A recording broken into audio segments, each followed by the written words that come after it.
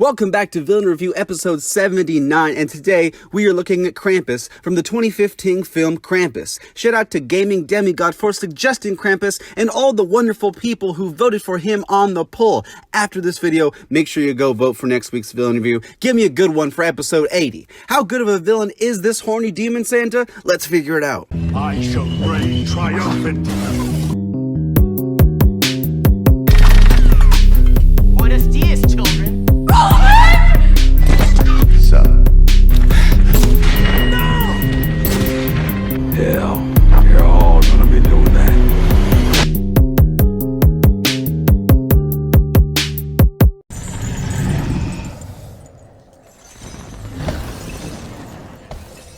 So Krampus doesn't really have an origin story because he's not that kind of character, but instead he's a Christmas goat demon man that takes people to hell, you know, the regular kind of villain. In the world of modern horror, we have a ton of demons, right? We got Baba Ganoush and Clown Man and Annabelle Doll Man and Darth Maul Man and Slow Walk Man. Guys, there are so many demons. There's a new one every day. The cool thing about Krampus, though, is that he does feel unique in what he does, and he seems to have some sense of rules when it comes to who's on the other end of his demoning. Like I said, Krampus is a Christmas demon, so he really only comes around during the holidays. The main group that are often his targets are the people who lose the Christmas spirit, you know, people who don't watch Polar Express and drink eggnog and listen to the Harry Potter 1 soundtrack, you know, the real monsters. To me, the whole origin is pretty solid, and I appreciate how unique it is when it comes to Krampus as a villain.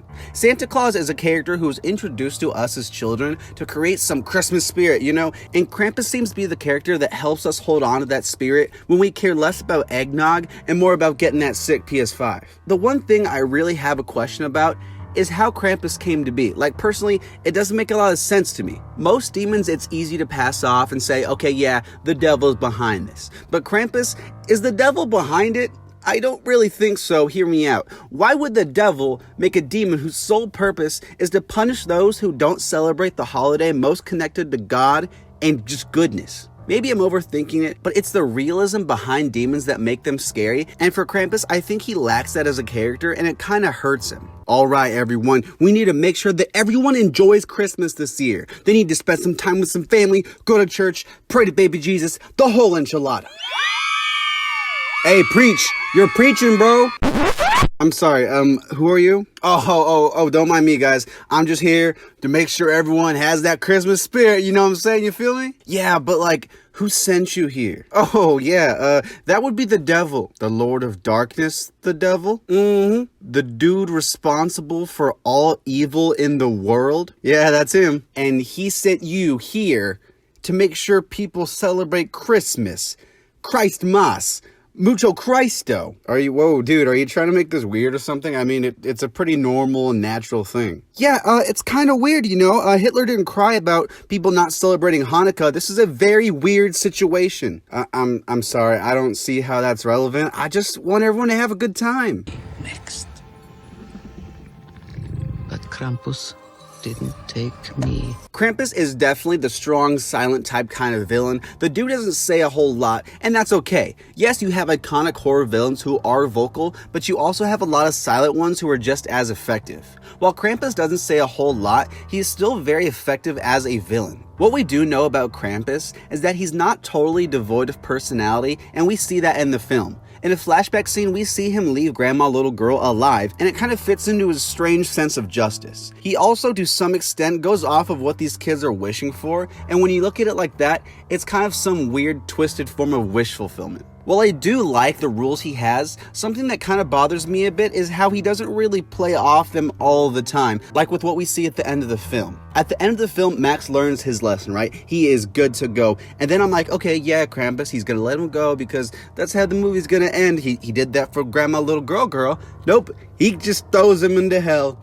Good times, man. You gotta love rules. While the inconsistency is kind of annoying, it shows that Krampus is kind of a twisted villain, and I guess that helps him out as a villain. Being the king of delegation, Krampus leaves a lot of his work to his elves and other minions, and they do have a lot of personality for sure. I have to think that this is kind of an extension of Krampus, and if you think about it like that, I'm glad Krampus isn't some dull and gritty villain. He embodies the opposite of that warm Christmas spirit and indulges into the more colder side of the holiday fairly well, well, and I enjoy that. While nothing stands out about his personality, his aesthetic and creativity earn him some points here.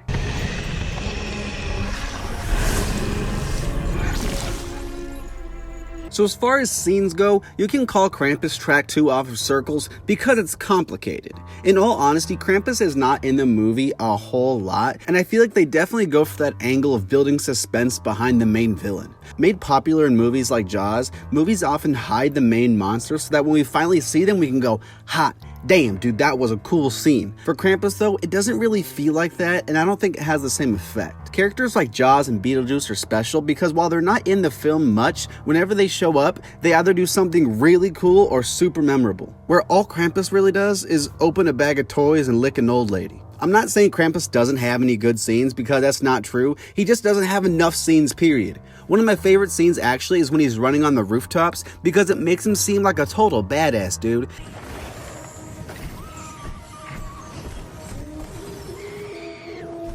It's kind of funny that this old man goat thing is moving like a superhero, but I like that. It adds a lot more to that supernatural side of the character. No way, dude, my grandma's way hotter than yours.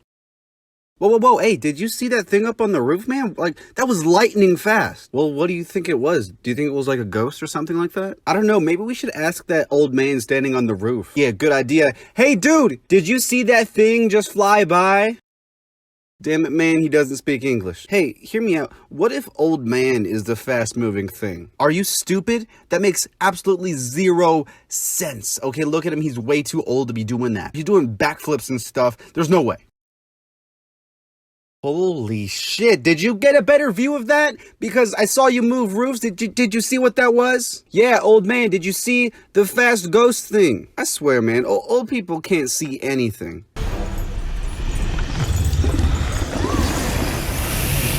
So Krampus doesn't really kill anybody in this movie, and instead takes them to hell, something I consider to be far worse. Personally, I think this adds a lot more fear for Krampus, and it helps separate it from the generic, I'm gonna possess you type demons. I also think the whole ending of the movie with the snow globe capture thing, it's also pretty interesting, and I feel like these unique punishments add a lot to Krampus. I like that while we do see an example of mercy from Krampus, he's also not afraid to lay down the law and make things just get real messy. A lot of generic demons would just jump out and scare somebody, but Krampus sends little demon cookies to terrorize kids, along with all these crazy other monster demon things, and I admire how creative Krampus can be as a villain. The gifts, the elves, all that stuff, Krampus really stands out amongst other demons as far as how the build-up before the kill can be, and I really enjoy that.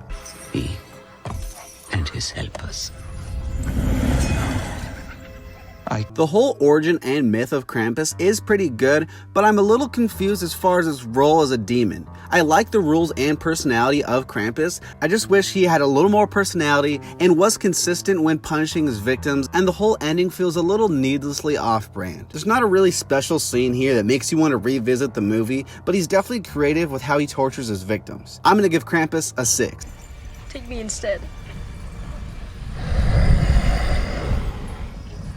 Thank you so much for watching, and make sure you subscribe because I make a new villain review every single Monday, and you don't want to miss a single one. They're all bangers. Comment below who I should review next, and go vote on the poll for next week's villain. Thanks again for watching, and I'll see you next time.